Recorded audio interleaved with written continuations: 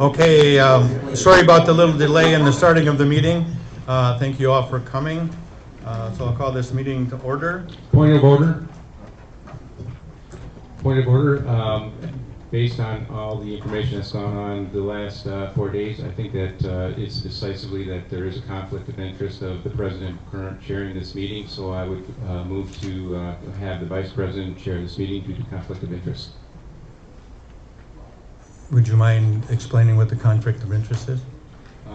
As a chair, you have the ability to run the meeting and drive the meeting as how you see fit, which is also possibly to put the meeting in a light that's beneficial to the predicament we are in and benefit you as well. So because of that, I think it's appropriate to have the vice president do the chair. Okay, I guess it's up to the board to decide that.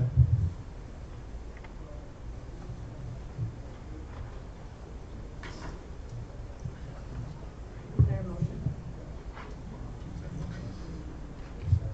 It's a point of order, so you get to rule on it, and then if you rule that you are president, then I get to do an appeal, and then we vote.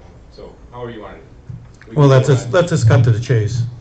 And if the board would like someone else to chair the meeting, let's hear from the board. I am not in favor of passing the chairmanship.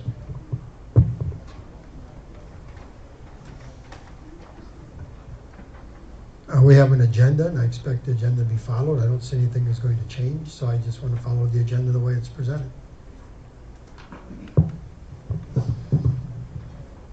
not think it's necessary to change the chair.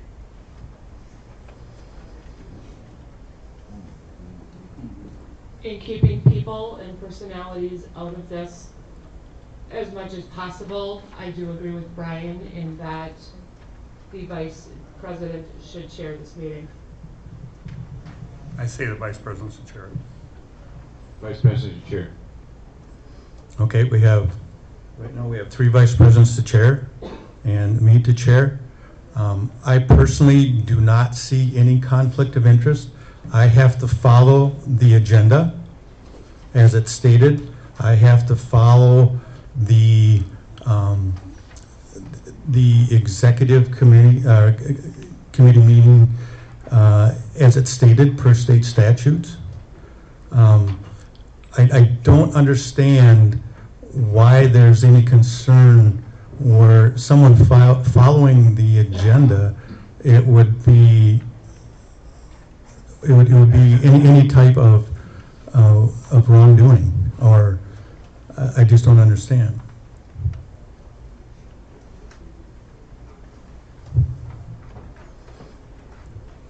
I would like some more discussion on this before I decide which way that I'm gonna vote.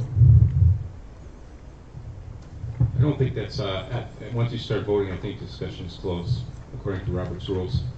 Okay, if that's the case, then I vote that the residing president should chair this meeting. So we have a 4-3 for me to continue chairing this meeting. Okay, the next item is the Pledge of Allegiance, so if you please stand.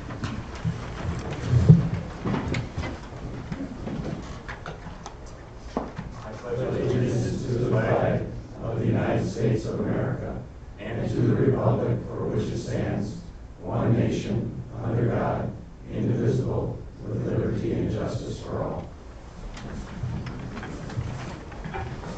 Okay, thank you. Next item is action on the agenda. Dr. Shiger, are there any corrections on the agenda? With Ryan Ruggles and our K-3 principals being out of town, we will not do new business 5, area new business 5, letter A. We'll wait till they're back in town at our next meeting. Okay, are there any other changes? Okay, seeing none, I would entertain a motion to accept the agenda as presented, except for striking of the discussion on educational options. So moved. Second.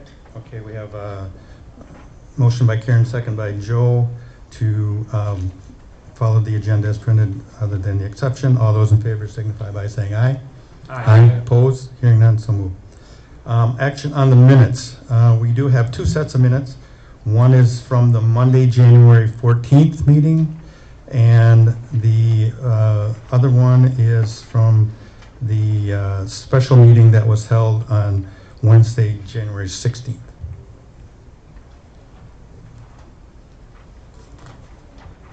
I'll make a motion to accept the minutes from both meetings. Second?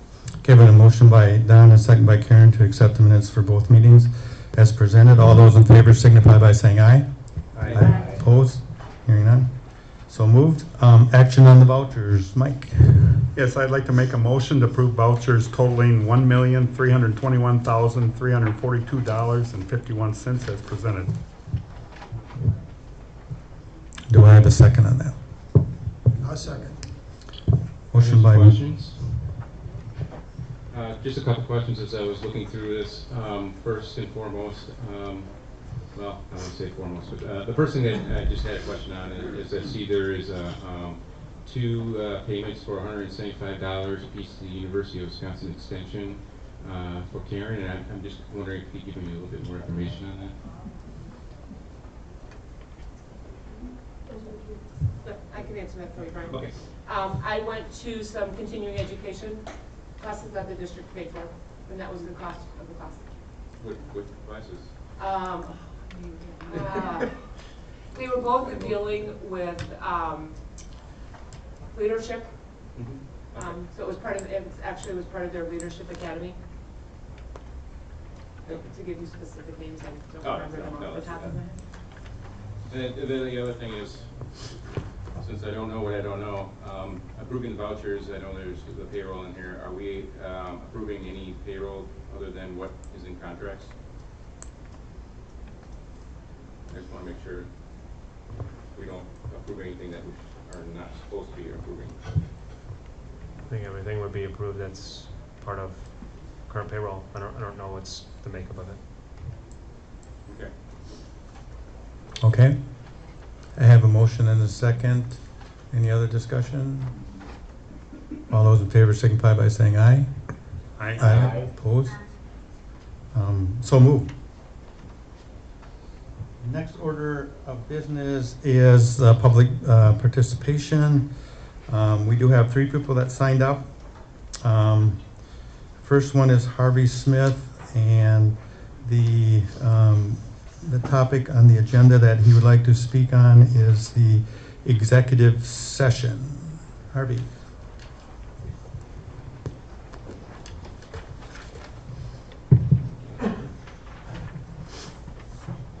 First of all, I think it's important to note that this board cannot enter a closed session to discuss the alleged misconduct of Board President Tom Westbrook. To do so would violate the Wisconsin Open Meetings Law. I have a copy of the relevant statute with me if anyone would like to review it. And should you choose to ignore your legal obligations, you can rest assured I will file a complaint with the Rock County District Attorney. Our kids and our community are at stake here, and the allegations that have been made against Mr. Westbrook and district administrators are serious, possibly even criminal. $30,000 plus of taxpayer money was improperly paid out in bonuses. This is misappropriation of funds, pure and simple. Whether it was done maliciously or not doesn't much matter. Why should the public trust the board with $59.9 million in referendum monies? How can we be expected to trust this board with anything for that matter? We can't. At least not while Tom Westrick, Tim Scheiger, and Jerry Schutz remain at their current positions. The portion of this public comment is not to name individuals, and right now you are naming individuals, so unless you cease naming individuals, your time will be revoked. Tom, you're incorrect there because these individuals were already named publicly. I have a copy of the policy right here. All right, I won't name the individuals. I'll go on with my statement, no problem. Okay. To that end, I'm calling on the three previously mentioned to resign from their respective positions immediately. I am again calling on the board to launch a thorough investigation into the claims of misconduct leveled against these three individuals. I encourage the board to enlist an independent auditor or another outside party to aid in the investigation. And if the claims prove to be true, these three individuals should face civil and criminal penalties to the fullest extent of the law. There's only one path forward now, one course that will restore even a sliver of public faith in this body. The board must act on the information that's been provided, swiftly, decisively, ethically, and transparently. You must represent the interests of the district that elected you ahead of your own interests, and especially ahead of the interests of the three people previously mentioned. Anything less is asking for a board-wide recall. That is with the exception of Brian Waffle. In my opinion, Brian showed great courage by bringing this matter in. Again, you cannot single out individuals. I'm sorry, you can't. Not according to the bylaw. Here's the board policy right here, and you can look right through this, and it does not say anything in there that's about mentioning individual's name. It says right here, That is all not statements. the board policy. That is not. This is the board policy. Okay, thank you, Harvey. In my opinion, one board member showed great courage by bringing this matter into the public eye. It would have been far easier to keep silent about alleged malfeasance. The fact that this board member spoke up speaks volumes about him and his integrity and commitment to our students, our teachers, and our district as a whole. We owe you our thanks, unnamed board member. And thank you, members of the school board, for your time. I hope you do the right thing. Okay, thank you, Mr. Smith. John Krzan.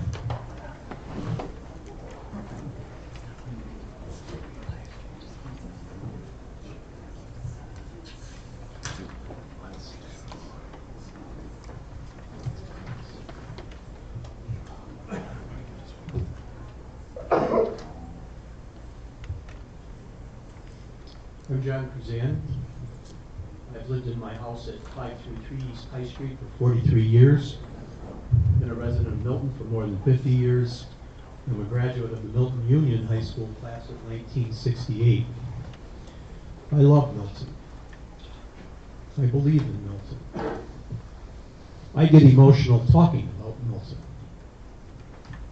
I am proud of Milton, but I am embarrassed by the way our behavior toward each other has degenerated to the point of public name calling and conjecture based on snippets of information.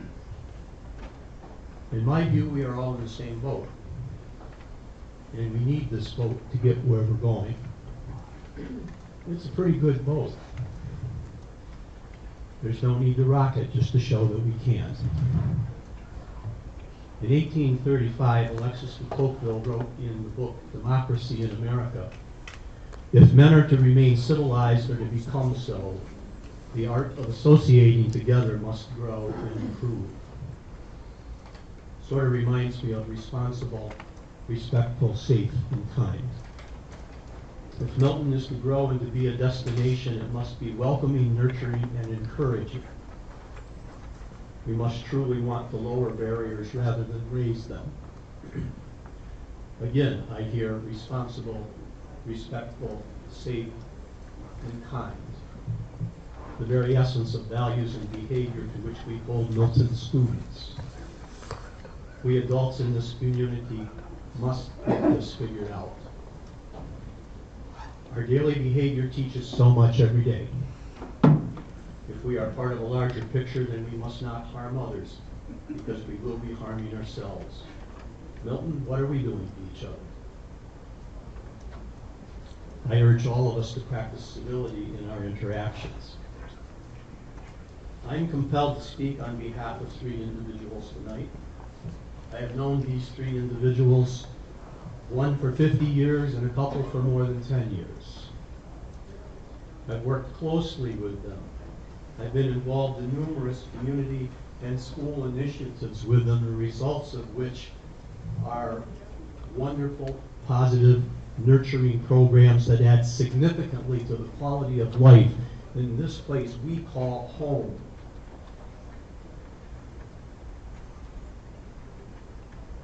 These guys are men of integrity. I would trust them with my life.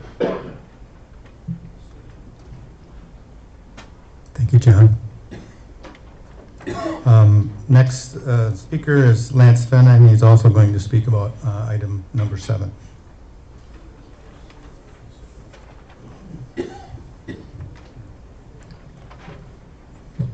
And I just did a double check. There's no names here on my sheet, so it should be pretty good to go.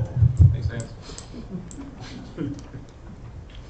Some disturbing things have come to light just this past week. Underhanded payments and deviant authorization of these payments were revealed. You as board members have the obligation and duty to the voters to investigate wrongdoings, especially when you decide the employment contracts for these same people. If you go into executive session and discuss these and other possible infractions, then you may be told you will never be able to discuss these items again in the public. Executive session is normally used to protect the innocent. It can also be used to protect the guilty. You have a very important decision to make tonight pertaining to agenda item 7. You can vote to go into executive session, vote to stay in open session, vote to end the meeting, or you can leave the meeting early based on your own convictions. I believe you should keep agenda item in open session until these scandalous allegations are properly investigated, so each of you can keep your voice and maintain your obligation to the taxpayers.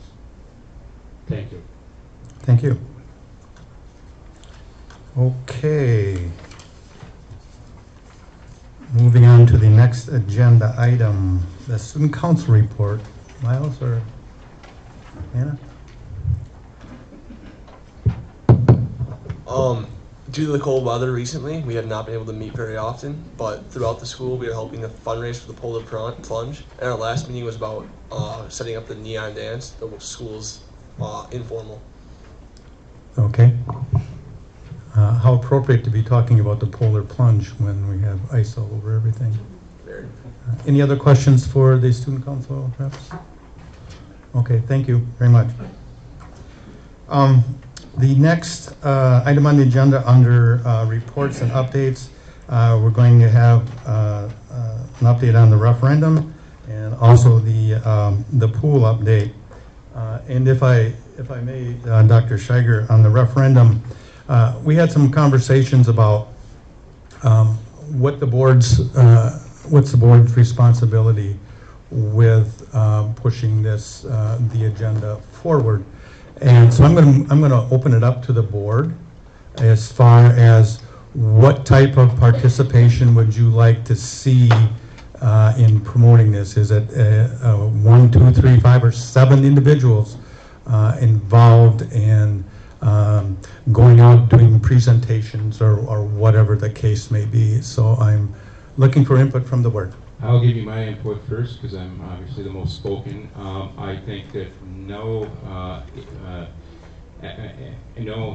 action or energy or anything should be put forth to promote this referendum, because obviously we have people that right now appears that they do not know how to handle money and actually can steal from the district. And I personally... Those are some pretty tough allegations. You're darn Brian. right they are. They're pretty tough. They are. You're darn right they are. And I will say this much.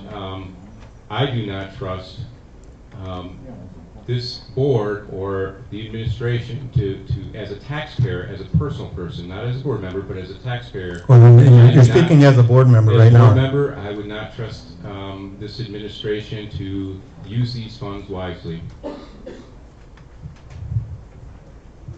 Any other comments? I'm honest and Brian. I feel that we put forth a referendum for our kids and to improve the district buildings and facilities, to improve the learning environment for our students and for our staff. And regardless of what's going on right now, with until we come to a conclusion later on, I don't think anyone can speak on it with any certainty. We need to be putting our kids first. That's why I signed up to be on the school board, is to make the environment better for our students. And by doing nothing, we're completely discarding our kids. I would like to see all 7 board members backing our referendum like we agreed to do a couple months ago. May I comment on that, Diamond? I agree with you 100% that we want to do this for our kids, but the fact of the matter is, if it is true and we find out that right now $13,000, possibly up to $30,000 is taken in a misappropriation, that's money that is supposed to be for our children. And if we continue down the road with the current administration, I don't foresee, because of the lack of trust in the public, I don't foresee us passing anything. So the sooner that we go and whether it's a different leadership or whatever, that's the best course and the best thing for our students, because then we can actually get a referendum that would pass. Right now, I don't think there's any support. Well, there is support, but it's very minimal from what I can see. And so I agree with you that it's for the kids, but I think if we go out and promote this, we're just wasting our resources, and that's hurting the kids too. Well, Brian, I'm sorry if you feel like you're wasting your time and your resources, but I'm going to continue to do what I can to try to support our staff and our students. So that's my rebuttal comment to you. Okay. Any other comments from board members? Well, I take offense to being accused of stealing money when for 37 years I worked for this district, I worked for the city of Milton. I raised money, I've given scholarships to kids out of my own money. I'm still doing that, and you're accusing me of stealing from the district. I apologize. I take offense to that. I apologize, it's not you. It's 3 other members, 1 on the board and 2 of the administration. I apologize, it's not you, Don.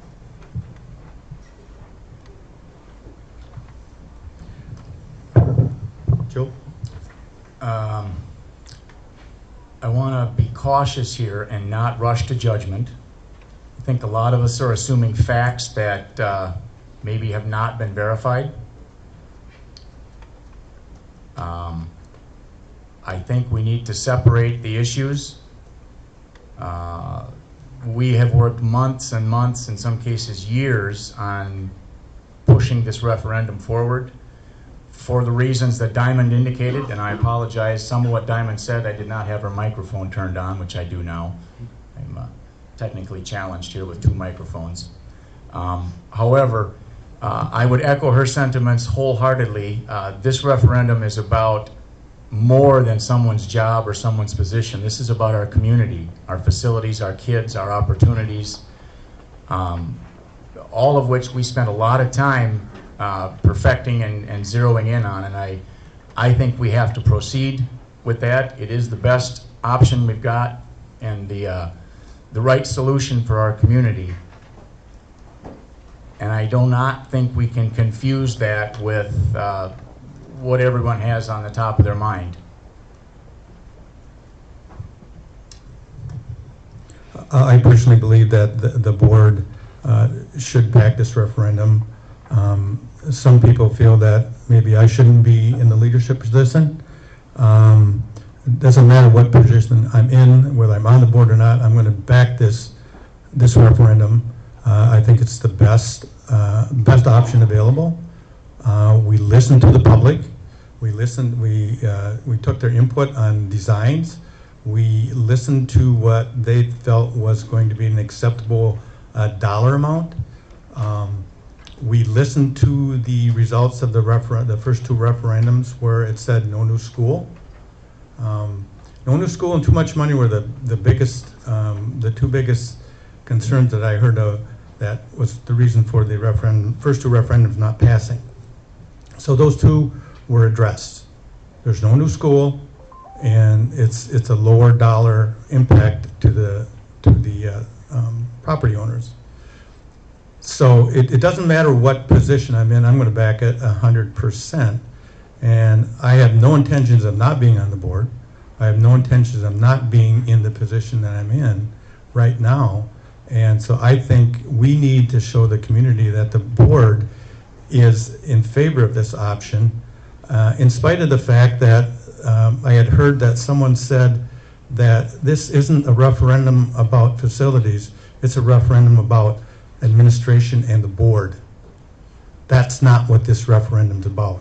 This referendum is about the kids and the facility needs in our district. I disagree. Mr. Westrick, may I add something? Sure. I do think when it comes down to it, it is about the students. I understand there is an obligation to the taxpayers, and I am obviously not a taxpayer, so I can't speak from that perspective.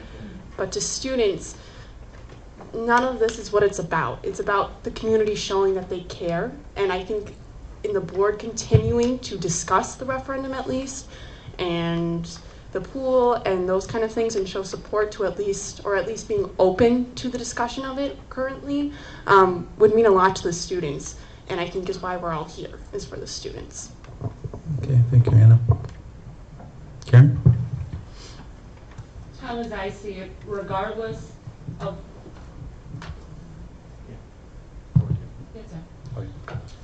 regardless of what happens, regardless of whether the accusations are true or false, regardless if individuals maintain their current positions or choose to leave, if we don't put forth this referendum and support it, our children are the ultimate losers. Bottom line, they've lost the first two referendums, and now we're looking at potentially, at least from what is being said, possibly losing a third. And I think it's very sad and disheartening that this community is going to choose to put dollars and personalities and personal feelings over our children. That's what this is about. I have never been in a community that has supported our kids as much as this community has, whether it's sports, whether it's show choir, forensics, you name it. This community gets behind our kids. And that's what we need to do now with this referendum. This is for our kids. You may not have children in the district now. You may have grandchildren here. I still have a lot of children that need to come up through this district. In fact, I think my last one will graduate in 2032, if I did my math correctly. I want my kids to have a good quality education in a school that fits their needs. I've heard comments about, well, this school was good for me 50 years ago, why is it not good for them? The face of education has changed. Whether we want to admit that or not, it has. I went to school, computers were the size of this room. cell phones were as big as a suitcase. Now you've got laptops that are, 8 inches? Or, excuse me, iPads. Education has changed. The way things are being taught has changed. Our school environment within the four walls also needs to change to adapt to them. And by voting no on this referendum, you are stifling our children. Thank you. Mike, do you have a comment you'd like to make? Yes. I talked to someone that was on a referendum in another school district, and they passed the referendum, and they said each board member, that the community activities around each board member would go to 2 or 3 different ones and pass out flyers and promote the referendum. And I think we talked about that before, and I'd be in favor of doing that, even to go to the grocery store or something, to just be out in the public and show that our support for that. That's all. Okay. I think we have some of a consensus that the board should have a part in moving on with this referendum. Please, someone correct me if I interpreted the comments from the board incorrectly. Okay, moving on. With that, you can supply your input as far as whether or not you want to participate in this activity as a board member. And then we can move forward. With that, I'll turn it over to Tim about the other work that has been done so far as the referendum goes. We've been working with JP Cullen and PRA to put together informational flyers, and we're working on that. We're looking to have a final copy hopefully done tomorrow or Wednesday morning. We'll send that out to the board tomorrow to look at for review. We would like to have some information available during parent-teacher conferences. Obviously, we're not available to have them tonight with the high school, but we'll be working on that and keeping it very matter of fact. Here's what it's about. Here's what it does. Here's the cost, and be able to give information out as soon as possible to people in the form of a flyer. And that's what we're working on currently. And our next meeting is tomorrow morning to work on getting that all shored up and then having a draft out to the board to show. And what time is that meeting tomorrow? Is it 9 o'clock? It is at it's 11 to 12 11 at to district 12. office. Okay. Okay. Any other discussion as far as the referendum update? Moving on to the pool update. There was a memo sent last week. I had Stephen put together some information for you, and that we're looking at getting the air handler ordered. It will be, looks like about mid-June before it would get here. And they're also working with the Focus on Energy on a custom incentive grant to mitigate the cost of the air handler. Incentive is not guaranteed, but we are also looking to find ways to save costs there. The asbestos abatement portion of the project, the final scope and project schedule has been set, and looking at set up around the March 22nd and then tear down March 31st, and you see that in your memo as well. This portion of the project is scheduled to be done over spring break, and so it'll be little, if any, programming disruption. And again, that's tearing down the walls and getting that those portions abated. And then entering into an agreement with Rainmaker and Associates to provide the mechanical, electrical, plumbing, and architectural and aquatic engineering services for the rest of the needed pool repair. And so they're meeting with them coming up, I believe, tomorrow, to work on more of finalizing the project scope and preparing the construction documents, etc. So it's in motion. Stephen is working with Rainmaker to move that along, and we'll share the construction schedule and more updates. Well, we can share them at each meeting if you wish. We can share them in memos, whichever you prefer. But we'd like to share to you verbally, give you a little update when we can. With the weather the last couple of weeks, we obviously wanted to get you something sooner than waiting. So. Has the 3 bids been completed for construction? I'll have Stephen come up and speak to that real quick.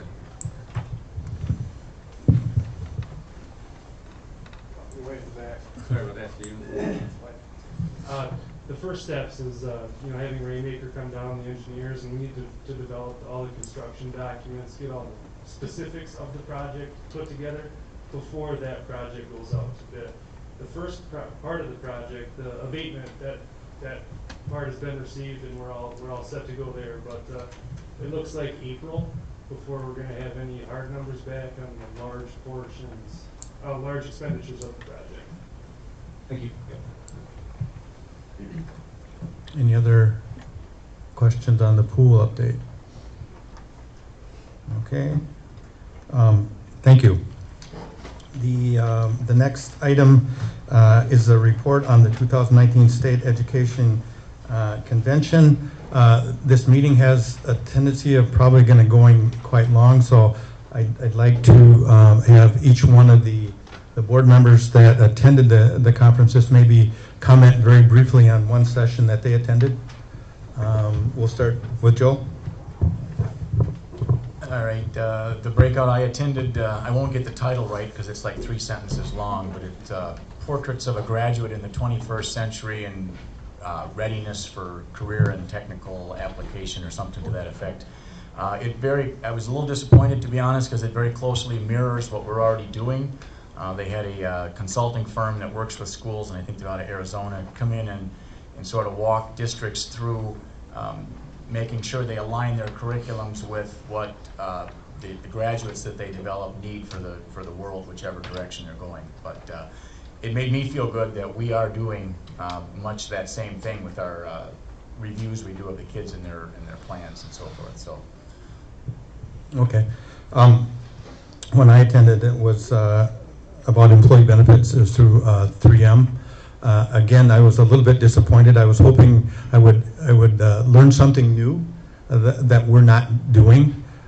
We're associated with Associated, and they're basically doing the same thing. They're looking at different benefit packages that would be beneficial for not only the district as far as lower premiums, but also for our employees, better health care coverage, wellness plans, and things of that nature. So I guess it confirmed to me that we're on the right track as far as trying to keep a handle on our employee benefits. Tom skipped me because he knew I didn't go because I had a session day in Madison one day and a committee meeting the next day, so I was unable to attend. So I'm not going to ask you to briefly explain what you did there. So we'll move on. Karen? Past preconditions in the assembly. I attended a session and it was called Board Member Roundtable. And essentially what that was, and it was actually quite informative, essentially what it was several large tables set up in one of the banquet halls where you sat at with board members from other districts and just kind of talked about how things ran in your district, if there were issues in your district, how you may have solved those particular issues, how you run your meetings, how you kind of divvy up responsibilities, if you will, us in the form of separate committees like transportation and human resources, things like that. So it was just kind of informative to see how other people around the state do that.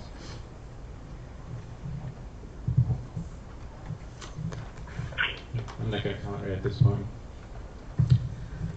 I went to a session from WASB, and it was talking about the difference in the politics in Madison right now with you got a Democratic governor and Republican. They said for the last 10 years it's been all Republican. The 10 years before that was all Democrat. And so it's kind of a cat and mouse game where he can veto something, but they don't have enough to override it, but he needs them for legislature. So it's it's going to be kind of interesting. And maybe that's what a lot of times people like divided government, so they can kind of stabilize everything. So it was very interesting with that. That's it. Okay, thank you for the input for the ones that cared to explain the sessions that they attended. Next item on the agenda is the second Friday in January student count report. Kim. You have the two sheets In your packet, the colorful rainbow sheet is our number of students and buildings, and we are at 3470 total. And you see the breakdown there for each of the buildings. And then the one with the green on it is contains also our DPI count, which is our resident students, residents only, and we are at 3588, which is down 3 from September, but up 25 from January of last year. Okay, any questions? The district is growing. Okay, moving on. Human Resources Committee. We had a meeting on Friday, February 8th. We had 3 items on the agenda. The first one was the update on the Benefits Advisory Group. And we have already had 2 meetings with the teachers and staff, with Al Yeager from Associated, talking about the benefits that the district now have, and maybe talking about some benefits that that group may want to include in the future. The second meeting, we did some comparisons on districts in the area, what type of benefit packages they have.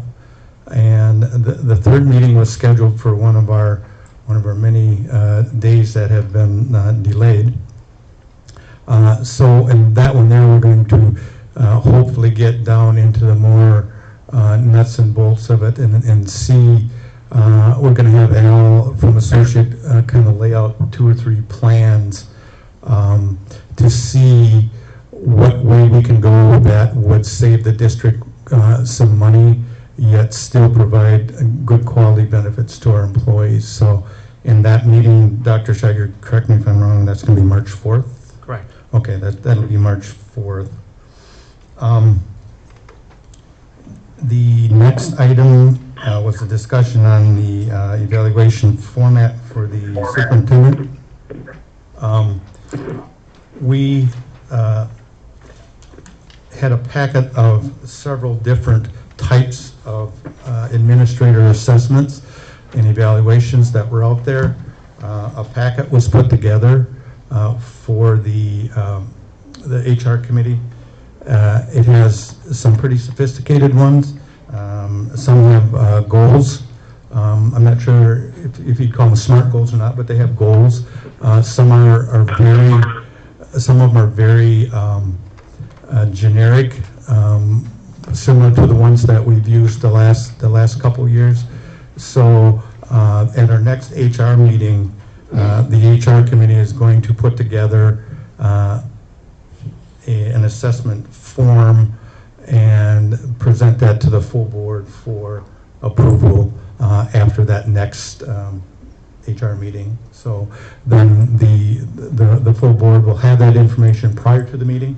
So if they want to change or whatever, and some additional items they can, or just provide input prior to the meeting so the board can vote on it.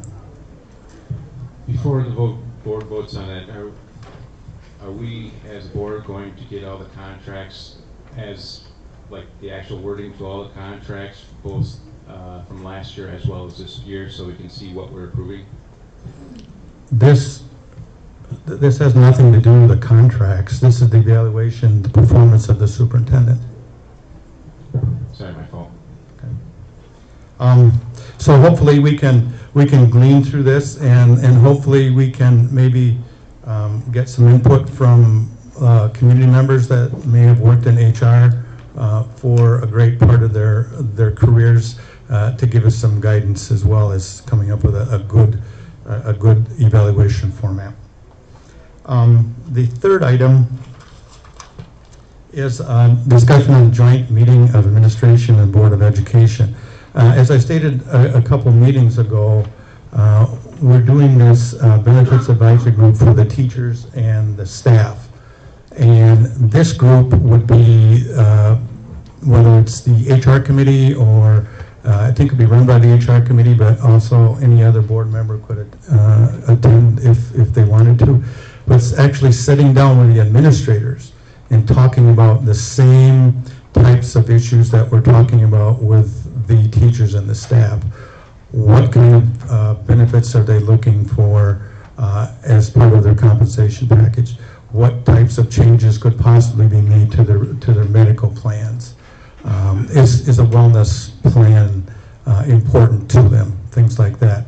I went around individually and talked to almost all the administrators, and they were very pleased with the fact that the board is going to take time to actually sit down with them and listen to them. In the past, their benefit packages pretty much mirrored what the teachers and the staff received. So we are going to, Dr. Shiger, do we have a date set up for that yet? I believe we were looking at the having something before the March board meeting, but we haven't shored it up yet with the administrators. But we're looking at a time, I think if we try to tie it close to a board meeting, it would be most beneficial for all. Okay. And again, it'll be run by the HR committee, but we invite all board members to attend if possible. Okay, any other questions for the Human Resource Committee? Moving on to the Finance Committee report. Mr. Pierce. Yes, we had a Finance Committee meeting before, and we had two things on the agenda. One was to discuss the potential tennis partnership, but also looking at what we could do to redo our courts. And we're supposed to ask Bob Cullen how many people use those courts during the week, but he probably doesn't know offhand. He lives right there. But anyhow, Tim was going to give us an update on 3 potential partnerships. So there's a few options that are out there that we're going to bring back to the Finance Committee. One is a partnership with Lake Geneva Tennis, and that would be out on 59, where they would build 6 indoor courts, and then we would partner to build 8 outdoor courts. That would be for community use and for the district use, with first right of refusal for the indoor courts. It'd be out in the parcel of land right directly east of Quick Trip. The Premier Tennis down in Janesville, we currently utilize their space at times on kind of an as-need basis. They have 6 indoor courts there. They've offered us a more advanced partnership there. There would not be any additional courts. They just have the 6 indoors. And then we are shoring up some numbers to redo the tennis courts at Central Park. And we'll have those numbers shored up as well, but we're looking at what's the value, how important are the outdoor courts, how important are they for programming and where they are currently versus in a different location like out on 59. And then obviously if we partner more strongly and financially with Premier, then we would not have outdoor courts. We could look at the 6 indoors. And so the Finance Committee talked about getting more of the numbers for the partnership on 59 as well as redoing the courts in Central Park. And so our homework for the next Finance Committee meeting will be to shore up those items and come maybe with some additional information to share with the Finance Committee and the board. And again, we're just looking for direction, because if we're going to enter into further negotiations, for example, with Lake Geneva or Premier, we just kind of want to know where the board is at with that type of partnership. And so we're going to bring some numbers there, and now we have some direction from finance. We'll be doing that and presenting that within the next month or so. Thank you, Tim. Mike, if I may add, I think because the community use of the tennis courts, the outdoor, I think it would be appropriate for the community to put forward what their feeling is about having having outdoor courts within the city. Is it important to have indoor or outdoor courts in the city? Maybe it's not. One of the options is potentially not having any outdoor courts within the city of Milton. So for you tennis players out there, or anyone's input, please just give Mike, the head of the finance committee, or any one of the board members, or Tim or Jerry, to let you know how important you feel it is to have outdoor courts within this within the city of Milton. So, thank you, Mike. Sorry. Yes, we did think the ones down in Janesville, Mike, with logistics of only having 6 in the location. See, the one thing about where we have them at Milton, they have the junior high kids go up and play, and you have the high school kids go down and play, and there is, this will have to be the one to beat. That I think that our home plan might be the best, but we have to do some more checking out. And, our other thing we covered today was discussion on partnership agreement with the City of Milton, Milton Area Chamber of Commerce, and Jerry was going to cover that for us. Thank you, Board Member Pierce. As indicated in the Finance Committee meeting this evening, as well as in your board packet, you will see an informational memo that explains the deliverables that will take place as a result of the district's potential partnership in what is called the Milton Area Marketing and Tourism Consortium. The consortium consists of members of the City of Milton. It consists of members of the Milton Area Chamber of Commerce, and it would further consist of, if approved by District Superintendent Shiger, the School District of Milton, and the contracted service provider is the Janesville Area Visitors Convention Bureau. The primary purpose of that is back in the fall of 2008, the City of Milton was looking at, and the Milton Area Chamber of Commerce were looking at ways that we could better promote Milton. Going actually all the way back to the summer, a new campaign then started with a "We Are Milton" slogan. The district participants actually participated in the creation of that video.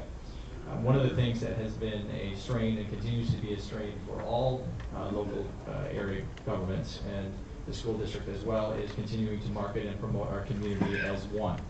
And one of the things that we looked at with the district's potential partnership is the deliverables that we might get through participation. One thing that we've talked about in the past is improving our co-curricular programs. We have 20 varsity sports and over 60 clubs here at the high school. You see many people coming to the community tonight. And our program experience is different from club to club and experience to experience. So we'd like to bring some greater consistency in that, as well as provide, as many school districts around the state do, information about local businesses to our visitors so that they know where they could possibly get something to eat, things of that particular nature, as well as to help promote awareness about our local businesses. So that's a very common thing that happens in a lot of other school districts, a deliverable that we would get through participation in this partnership. The second thing aligns with the district's strategic plan, and that is a citizen satisfaction survey by where residents would be asked about their satisfaction with the school district. That is a measurable in the board-approved strategic plan. Previous surveys that we've contracted out have cost appreciably more than the $5,000 investment that we're talking here. And so for those two deliverables, Dr. Shiger and I am talking about, I thought it was a good investment. And it would be a good use of our resources to make sure that not only the local businesses that support our program are continually successful and might be able to continually support our curricular and co-curricular programming, but in addition to that, we would be able to get the results of that citizen satisfaction survey about our school district. Thank you. Is there any questions?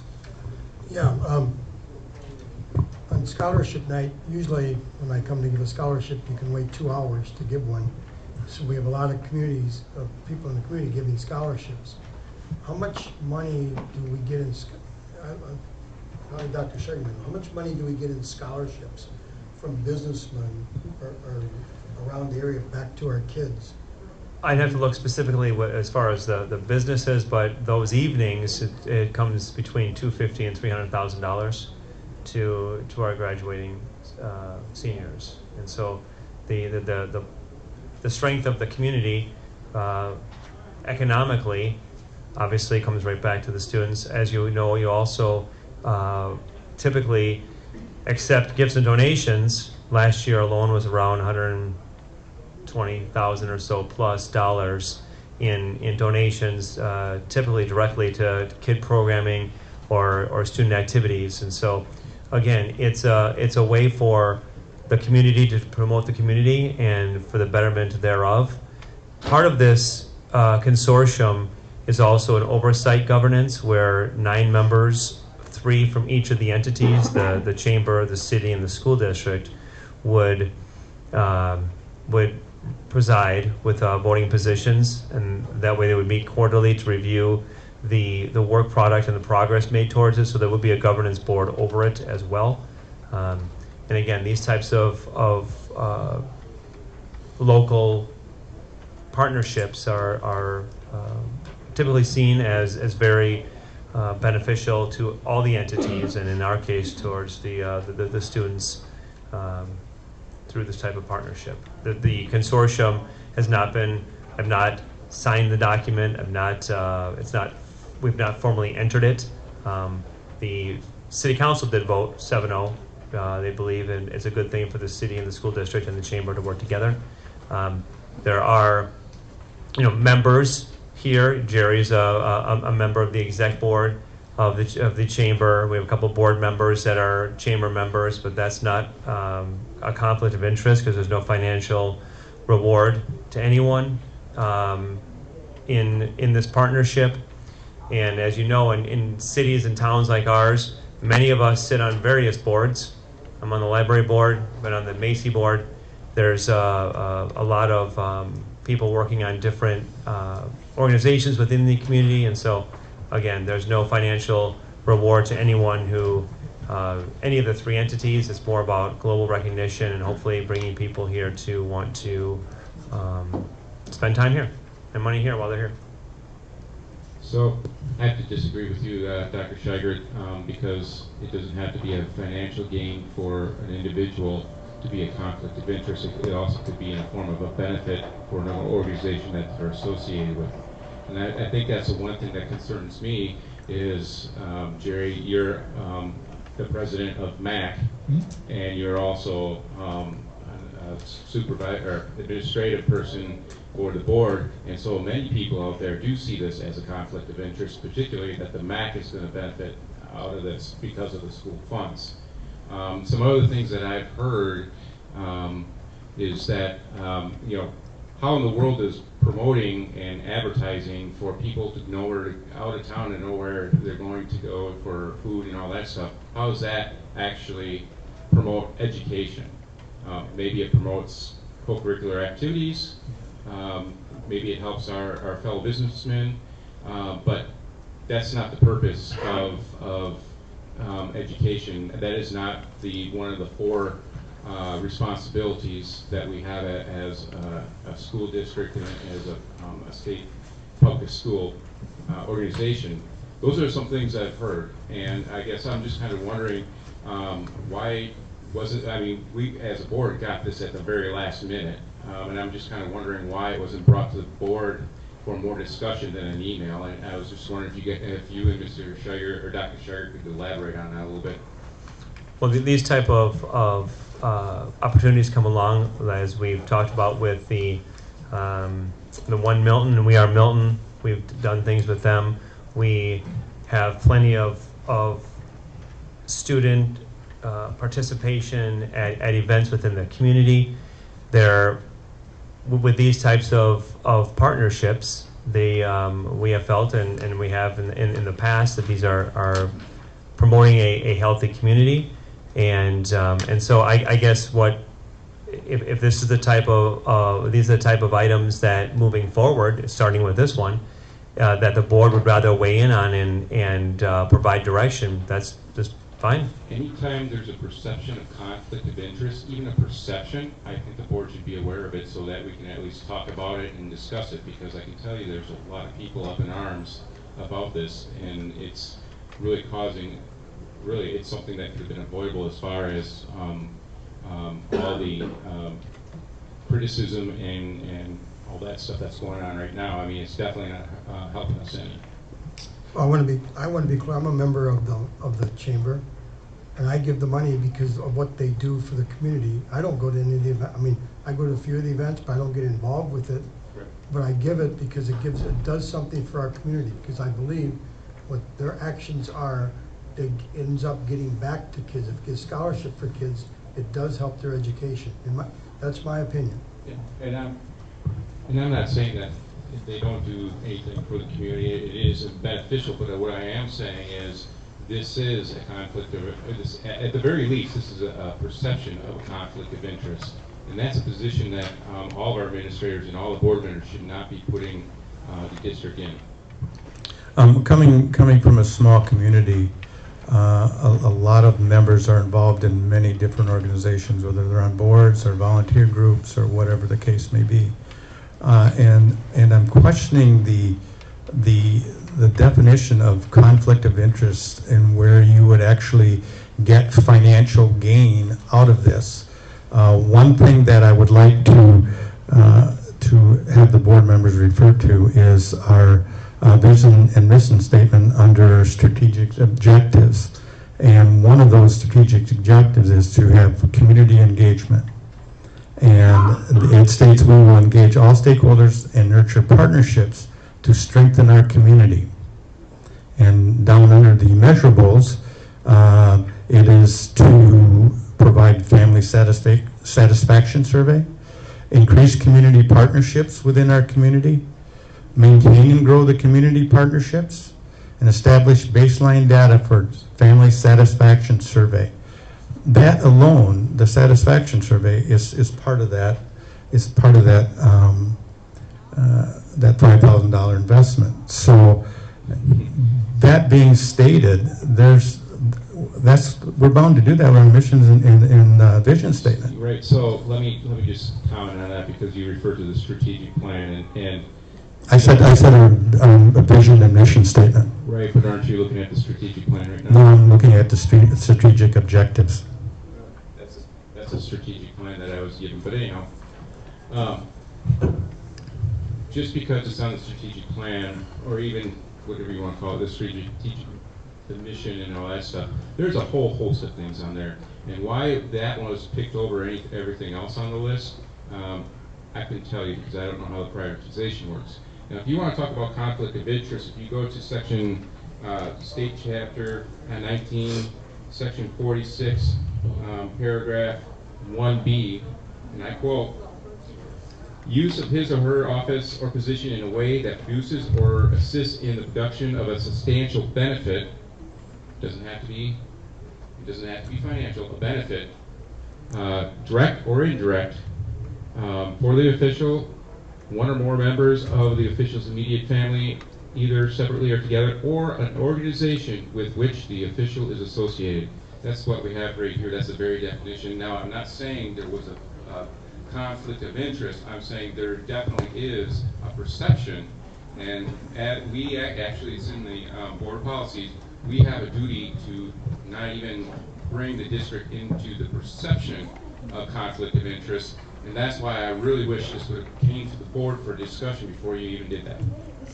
Mr. Cromwell, my name is Shana Lewis. I'm the school district's legal counsel. You are reading from the Code of Ethics for Local Public Officials, and the term substantial benefit does refer to a financial benefit.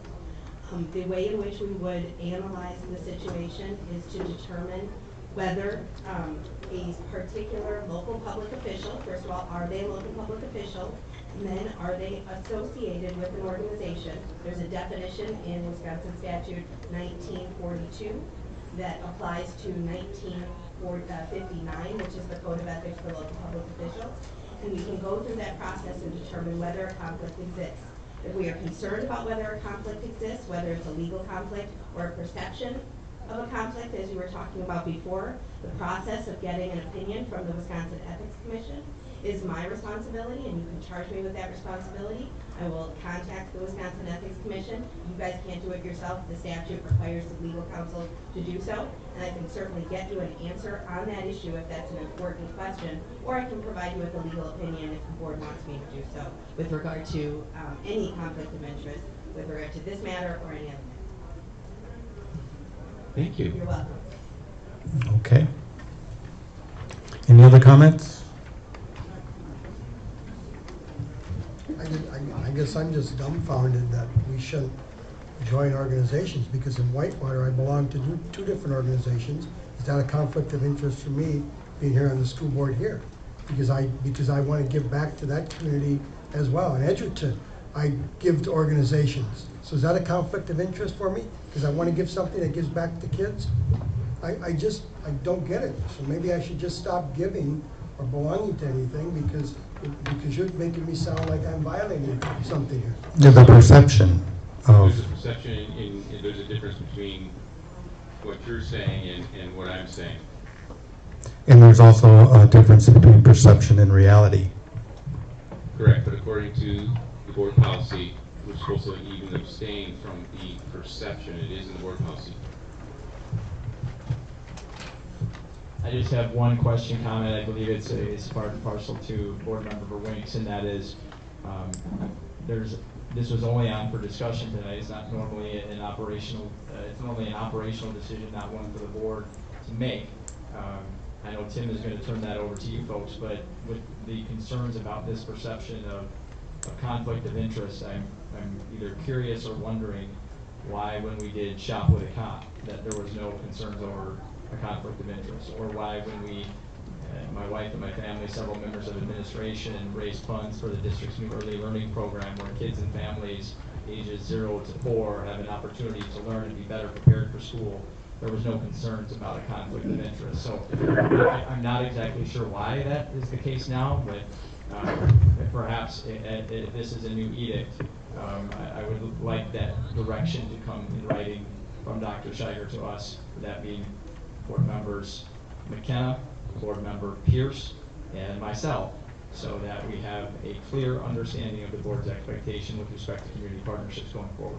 Thank you. If the board would like us to direct Ms. Lewis to do the research on that and come up with an opinion. Ms. Lewis, do you have it? Oops, I'm sorry, Diamond, go ahead. Go ahead, Diamond. In addition, I mean, the chamber itself is not financially benefiting from this partnership. They're all, like, the chamber is paying, the school district's paying, and the city's paying, the city of Janesville. The chamber member, I mean, the chamber itself is not benefiting.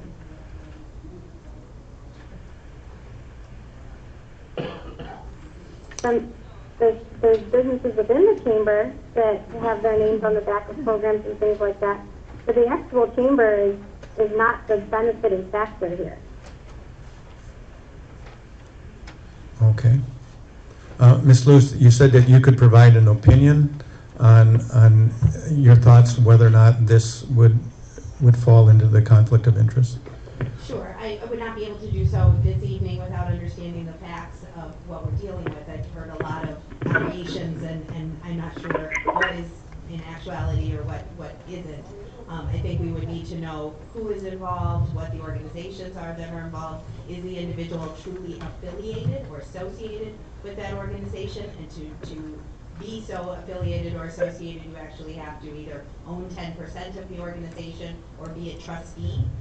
So we need to know that information. And then, is the actual relationship benefiting the individual, or is the partnership or the affiliation benefiting the school district? And there are some questions that I would need to know in order to give you an opinion about that. And I'm happy to do that. I do that for other school districts all the time. My guess is that the legal bill may be higher than the $5,000 that we're talking about here.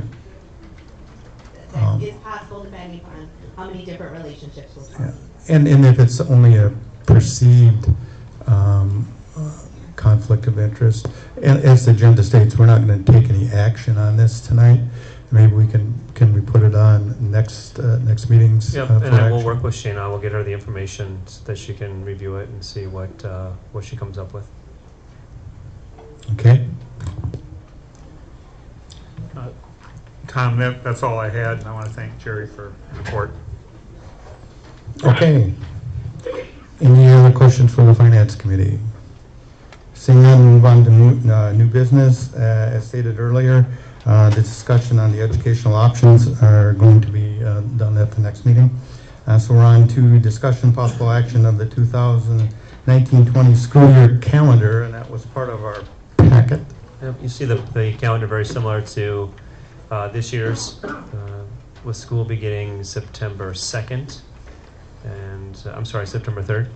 And it's very similar format than what you've seen before. And so the key is there. And so the first day of school is September 3rd. Last day of school would be June 5th. And then we have summer school beginning that following week. We're building in more goal days.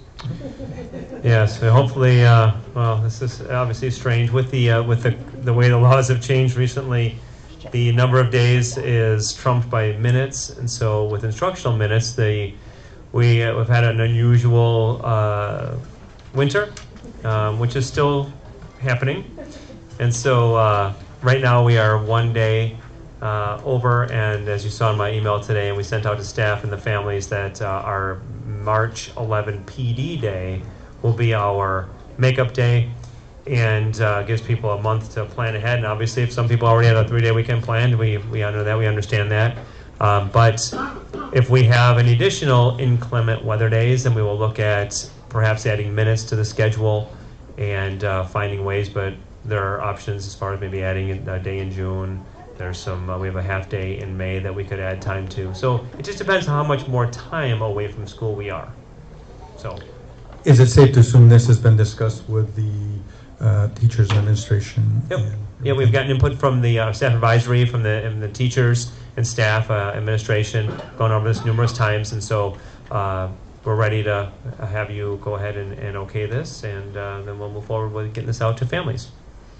Okay, if there is no further discussion, I would entertain a motion to approve the calendar as presented.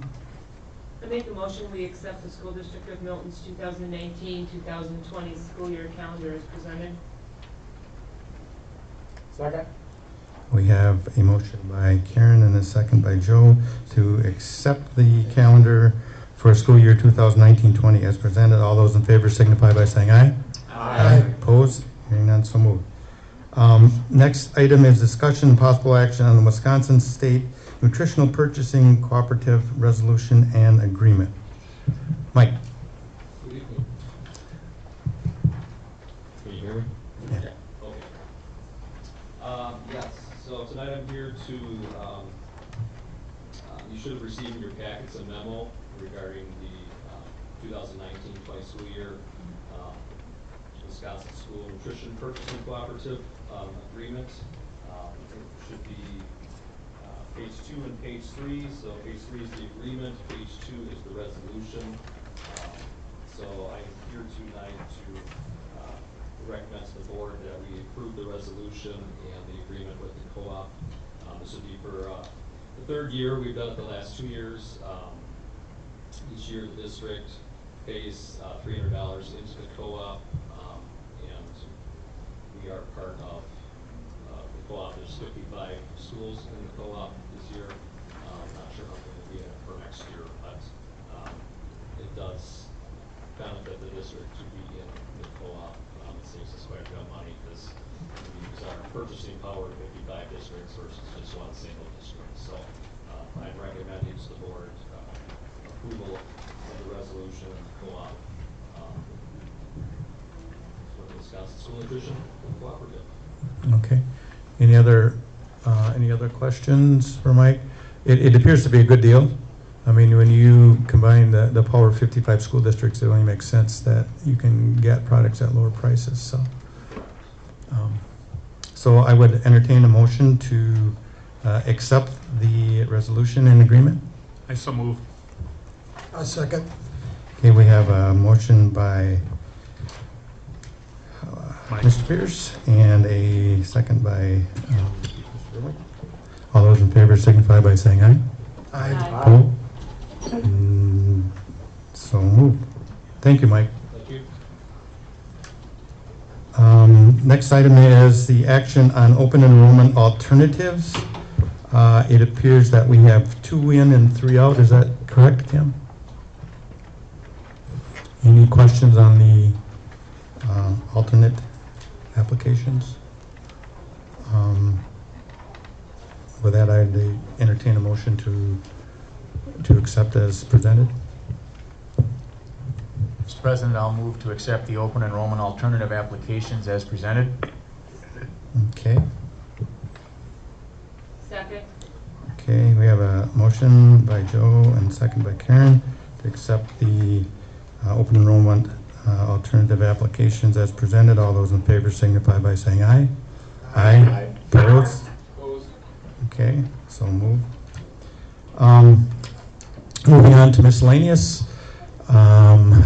First is action on staffing report. It appears that we have 4 contracts, 4 resignations, 1 retirement, and 1 leave of absence. So I would entertain a motion to accept those. I make a motion to accept the staffing report. Okay, do I have a second? I second.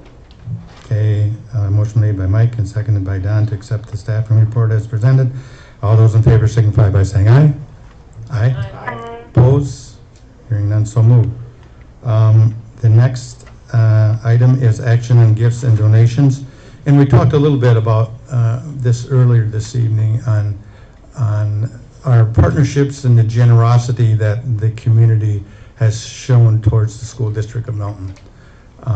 Every board meeting we have donations, and it's to the benefit of the kids, and I think that's tremendous.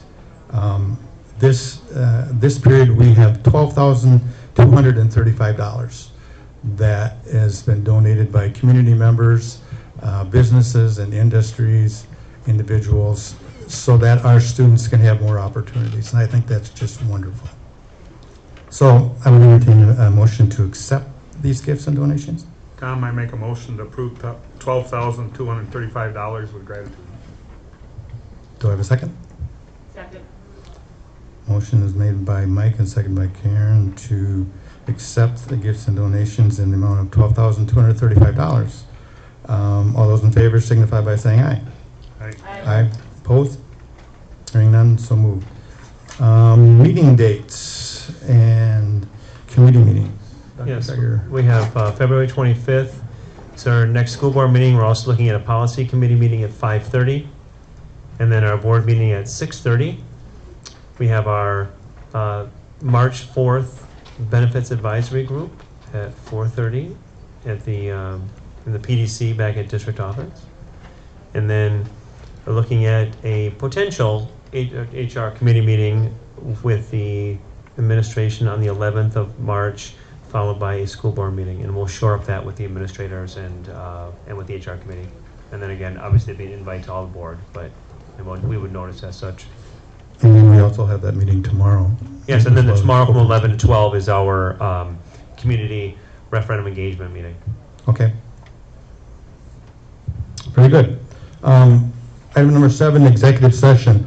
I had a conversation with our legal counsel, Ms. Lewis, just before the meeting, and she stated since all the information that's going to be covered, that was going to be covered in closed session, has been released to the public, whether legally or not legally, the information is out there. So it doesn't make any sense to do it in closed session because the information's already out anyway. Following protocol, I would make a motion that we go into executive session 1985-1 and talking about administrative contracts and the discussion on superintendent's performance evaluations. Do I have a second? I have a question, Mr. President. Yes. If we don't vote to go into executive, can we just stay in open session without a motion? That is true. That's correct. Do I have a second? Okay. We'll stay in open session. Okay, we'll do the easy ones first. We talk about administrative contracts and administrative contracts for 2021 or 1920. We can't do because we don't have the information from their input as far as the benefits and things like that. we cannot do the discussion on the superintendent performance evaluation because we do not have a format yet. We're working on that through the HR committee. And the third item is addressing the information that has come out over the weekend and last week. There, we've got a couple housekeeping things to do. We've got some minutes to approve. Okay, you want to do that now? Yeah. Okay.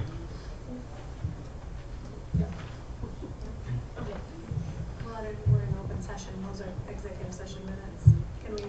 Can we those in open? Approve those? Yeah. Not in open session. Not in open session? Okay, we'll have to wait. We'll have to wait. Okay. Okay.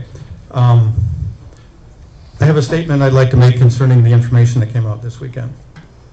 During the last couple of years that Superintendent Scheger has been working on his doctorate degree, several members of the past and current board members have, through individual conversations, indicated a desire to compensate him for his accomplishments when completed and the positive impact this would have on our school district.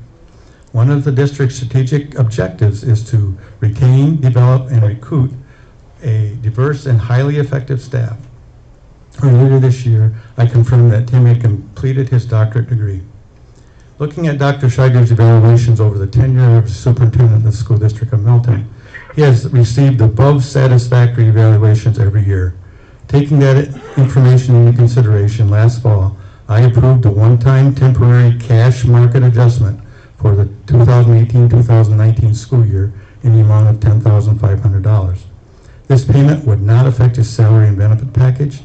This amount was a result of a comparison of educational degrees and position experiences found within the Badger Conference, Rock County Schools, and Dane County Schools. This one-time payment still put Tim below the average in 2 of the 3 comparisons. I did not review board policy prior to making this decision. Approximately 3 weeks ago, the district's legal counsel made me aware that the action I took last fall was not in compliance with school board policy, and I did not, as an individual or board president, have the authority to approve this type of payment. I personally own this oversight and take full responsibility for not getting the official approval from the full board prior to my request for this payment. I apologize to the board, and I apologize to the community for this mistake. A full board must approve any adjustments in salary or benefits paid to the district administrator. That being said, I intend to bring this issue to the full board as soon as possible for official approval. Since this has already been paid out, if the board fails to approve this payment, the amount of $10,500 will have to be repaid back to the district. Are there any questions?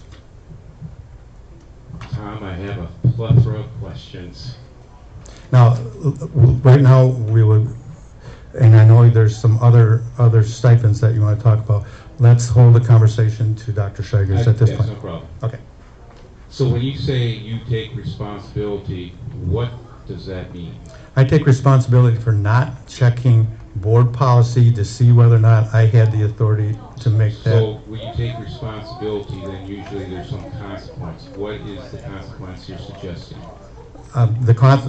It's not a consequence. It's making it right. I'm doing what I failed to do, and that's to bring it to the full board for a vote, because they're the only one that can approve that. So okay, so I have another question for you. You've been on the board for 9 years? 8. 8? Mm-hmm. 8. 8 years. Has there ever been a situation where a stipend like this has not gone through the full board approval? I'm not aware of any stipend for the district administrator. I just find it incredible that you've been, and this is what a lot of people are asking. You've been on the board for 9 years. 8 years. 8 years. I'm sorry, 8 years. You've been on the board for 8 years. You've gone to a lot of WASB conferences. You've been through a lot of training. A lot of people are going to think that it's almost unbelievable that you wouldn't know that that is illegal. Especially some of the comments, and they're not substantiated yet, but I've heard some things that happen in the background that actually would, kind of actually support the fact that this wasn't a mistake. So are you insinuating that I tried to cover this up? Well, well, let me ask you this. You said you found out 3 weeks ago? About 3 weeks ago. It was prior to the meeting that was canceled because of the snow. Then why didn't you call a special meeting and let us all know? Because one of the things is... It was on the agenda in executive session for that meeting. But something of this, I mean, this isn't just like, just something little, like... It's failure to comply with board policy. I agree, it's not little. I agree. It's big. I mean, people can walk right down to the district attorney right now and start filing all kinds of complaints, and then we're in a big mess right now. Well, just speaking from experience, there has been a lot of board policy not followed over the past couple of years. This isn't board policy. This is statute. I did not follow board policy. You did not follow state law either. And well, I'm going to make it right. So what do you want to? You want to throw me in jail or what? No, I want to know what kind of responsibility you're actually going to take, because you just say, I'm going to take responsibility and there's no consequences. That's not taking responsibility. Does there have to be consequences every time? If you want to take responsibility, if there's consequences. That's pretty unusual, having someone saying that there should be consequences for wrongdoing. Why do you say that? Censured. So we're having no public input from this. I'm taking responsible for it. I'm not taking responsibility for it. Didn't you listen to what I just read? Yeah, and you're not taking responsibility. In your mind, I may not be taking responsibility. I'm taking responsibility. I'm telling the board and the public I was responsible for my mistake. And that's exactly what happened. You can believe it or not, I don't care. That's what it is. I'm owning it. At least I'm big enough to own that I did not follow board policy. So let's move aside here and let's talk about Dr. Scheiger. What are the consequences to Dr. Scheiger? Let's let Dr. Scheiger talk about as far as him giving out the additional. No, as far as him receiving it, because in his position, he should know that that's illegal. If he doesn't know, then he should be in the position that he's in. Is that your opinion? I think that would be the opinion of every citizen here. And not only should he have known that that's not acceptable and you cannot get payment without board approval like that, he actually has a duty to report that and stop it from happening, but yet he had not done that. With the number of vouchers or stipends that are given out, I think Dr. Scheiger has a list of stipends that have been given out, and granted, any stipends that are given to the district administrator has to have full board approval. Absolutely. And I failed to do that. No, I'm owning that. We're done with you for now, if you don't mind. I mean, if you want to come back, it's fine. I mean, but Dr. Scheiger got this stipend. He knew he was getting it. He knew it wasn't board approved. He's complicit in this. Ms. Lewis? I just want to weigh in here before the board members individually and as a group make mistakes that they can't walk back from. In the event that there are allegations against the district administrator or a board member or any other member of the staff, it is a very good idea for the members of this body, the board, who has a responsibility under due process to remain impartial with regard to employment decisions before they are brought to your attention, for you not to be the ones, A, waging allegations and B, investigating those allegations, and C, relying upon allegations that have yet to be investigated or substantiated. As a result, I'll take a lead from one of the individuals who spoke during your public participation period, and I would encourage you to consider hiring someone, not myself, but hiring someone to investigate this matter in order to determine whether any of the allegations that have been made either here tonight or out in the public are accurate. And if so, then can they be relied upon for purposes of decision making? I am very worried that any board members who are making statements tonight that indicate that they cannot be impartial when and if a decision with regard to an adverse employment action toward Dr. Scheiger or any other administrator or individual with a contract with the board, that we are not going to be able to allow that school board member to participate in the hearing that I know that they would want to participate in. If they did participate in that hearing, that we would run the risk of a constitutional claim against the school district for violating the due process rights of that individual. So I am begging you, as your legal counsel, I am encouraging you to not make statements tonight that you cannot get away from, so as to then interfere with your ability to serve in your capacity as a member of that impartial tribunal, if and when that would have to happen.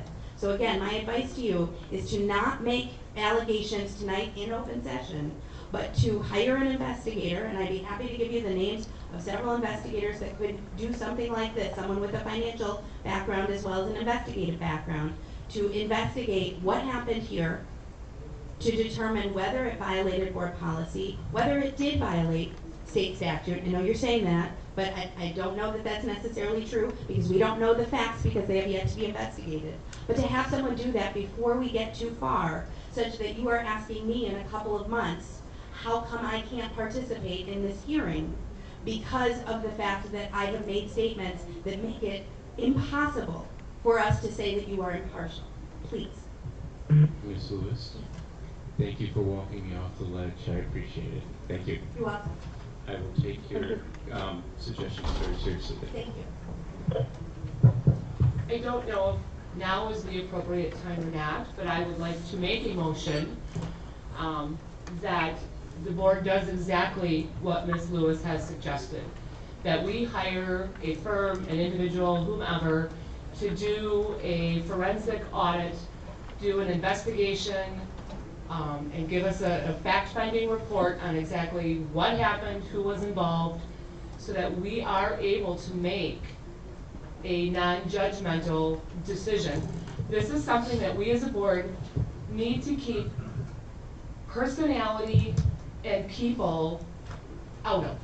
You have to take a look at the position and what the position does, not the person in the position. And I know that when you have strong feelings one way or another towards an individual, that sometimes often is very difficult to do.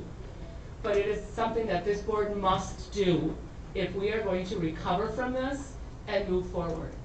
So my motion is that we hire an individual or a firm to do a forensic audit, an investigation, fact-finding mission, whatever you want to call it, into the situation at hand and the parties involved. I'll second that motion. Okay, we have a motion and a second. Is there any discussion?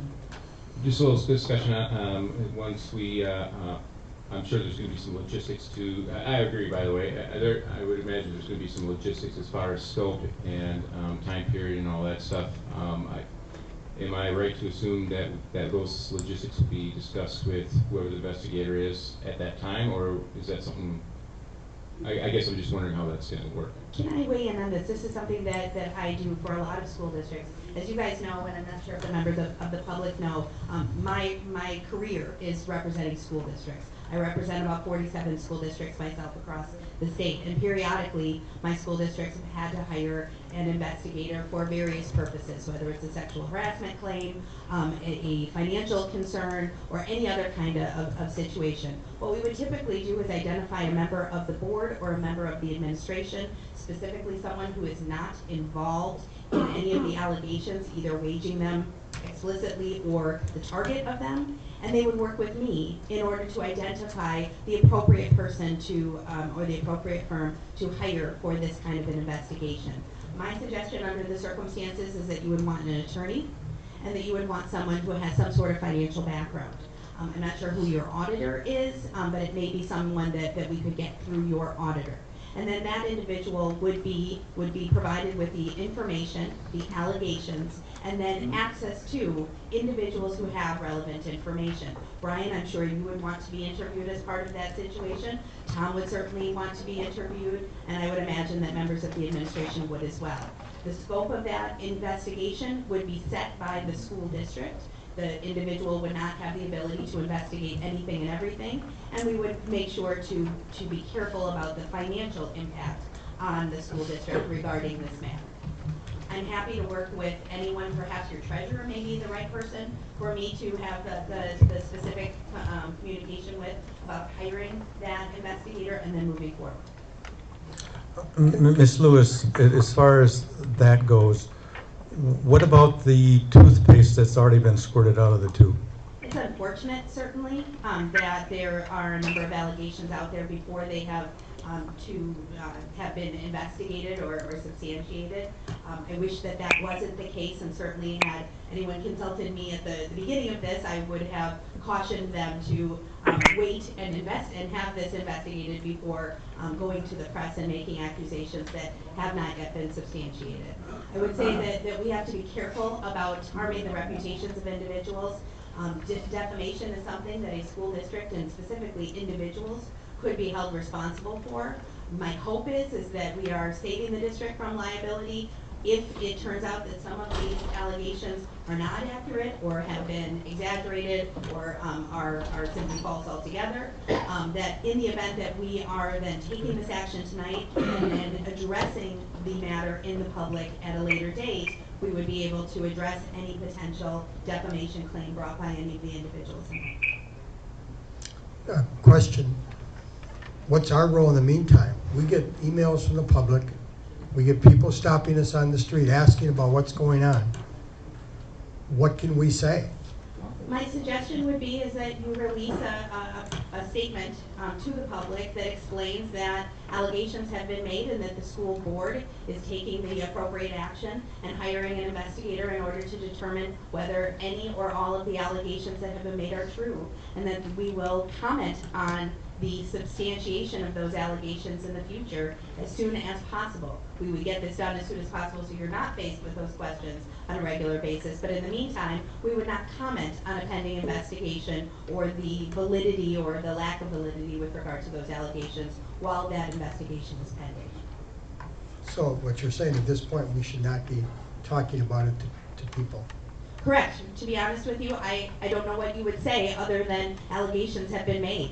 I have not, no one's done an investigation, so I have not seen anything that has been substantiated. And I personally, if someone were to ask me about it, if I were in your position, I would be uncomfortable commenting about whether someone has done something wrong before I had all of the facts.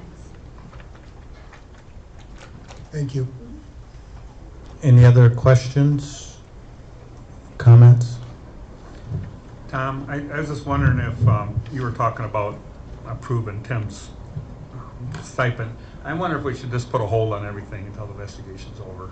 Just leave the money where it's at and let's just let it chill, you know, and see where the investigation goes and prove that at a later date. I'm a big one who likes to go through committees. I'd rather it start at the committee and work its way through, and if that's the true recommendation that we'll come up with it.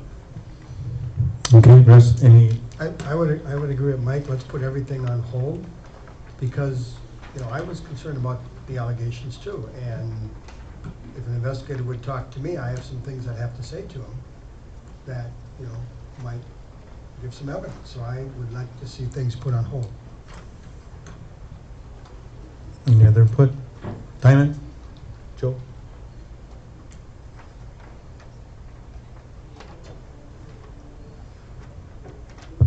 I think putting things on hold is fine. I think we need to do the investigation. I'm fully in support of the motion on the table. Yes, sure, that first. Okay. Diamond? I think we should have started with an investigation to begin with, not publicly going after people before we had an investigation, in fact, to substantiate any claim. So, yes, I think we should investigate, and until then, the community and the board members should look to see what comes from that before we start going any further with our accusations. Okay, and I would agree with that too. My only concern with this is the allegations that were made quite public without any substantiation. That could very well put the district in a very precarious situation as far as lack of due process, defamation of character, amongst some other things. So if nothing else from this, let's hope we've learned a lesson. And if there's a concern, go through it the right way instead of trying to be the judge. Okay, I'm not finished, Brian. Right. And instead of putting it out there so the media has something to throw back at administration and the board, because I'll repeat it again, someone stated that this referendum is not about the building referendum. It's not about the students. It's about administration and the board. And I'll leave it at that. So, I just wanted to bring up the point that I did try to go through proper channels, but unfortunately I was stymied at every single turn that I took and every attempt I made. I asked for documents that were slow walked, so I didn't get the information until the 11th hour, and it wasn't even full information. I had then asked, when I found it, the evidence to the allegations, which, by the way, in the press, I did not say anything untruthful. I did say that there were unapproved payments, which is factual. Are you sure about that? Oh, I'm sure. You're sure that there's been payments that have been unapproved? Yes. Plural? Yes. Okay. We'll wait until we see the results of the investigation on that. We will.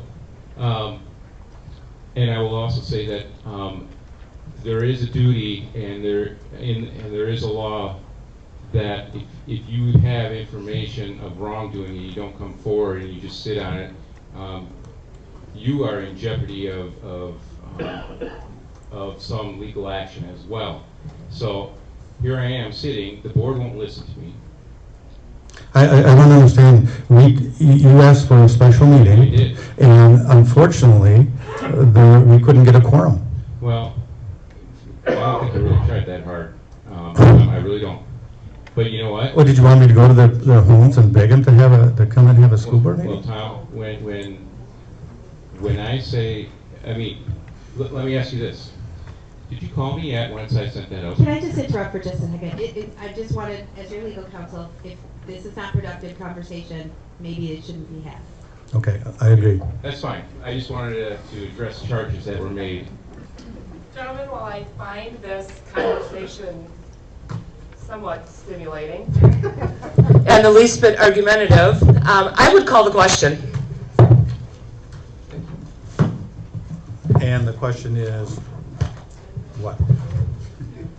The motion on the table. Okay. I would ask that the... Okay, we have a motion and a second, and we've had a lot of spirited conversation about looking into the hiring of an investigator to make sure all the allegations have been investigated before we move on to any other action concerning the topic discussed. Okay. Roll call vote. Sure. Can I just, before we do that, because I'm taking the minutes, I want to make sure, Karen, that I have your motion correct. I have Karen Hall moved and Don seconded to hire an outside firm to do an investigation of the situation at hand with the parties involved. I know it was a lot longer than that, but I don't know, is that a correct summation of that? Yes. Okay. Is that enough information, do you feel, Shana, in that and motion? I think also maybe add in there, provide the board with the fact-finding report. Okay. I think it's a given, but right, just so that we're clear. Can we just make sure that if this motion were to pass, then myself and Mr. Pierce have the authority to then go forward, hire the investigator, and have the investigation commence without delay? Mr. Pierce? Yes. As your treasurer? Okay. Okay, do you have it, Kim, what you need? Okay, we'll do a roll call vote. Mike? Yes. Brian? Yes. Karen? Yes. Tom? Yes? Don? Yes. Joe? Yes. Diamond?